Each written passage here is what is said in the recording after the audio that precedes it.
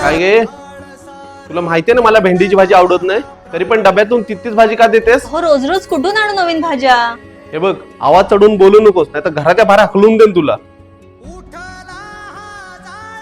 हे काय, त्या शर्टाची इस्त्री पण नाही केलीस तू? अरे, कामाच्या गडबडीत विसरूनच गेले हो. हा, कारण ना तुझ्याकडे तयारच असतात. अरे एक नंबरची ना नाटकी बाई आहेस तू.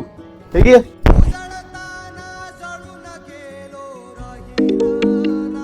हॅलो, शिवांशची आई ना? हो मीच बोलते. काही दिवसांपासून शिवांश खूप शांत शांत असतो. वर्गात कोणाशीही बोलत. घरी सगळं ठीक आहे ना? हो मॅम, मी लक्ष देते.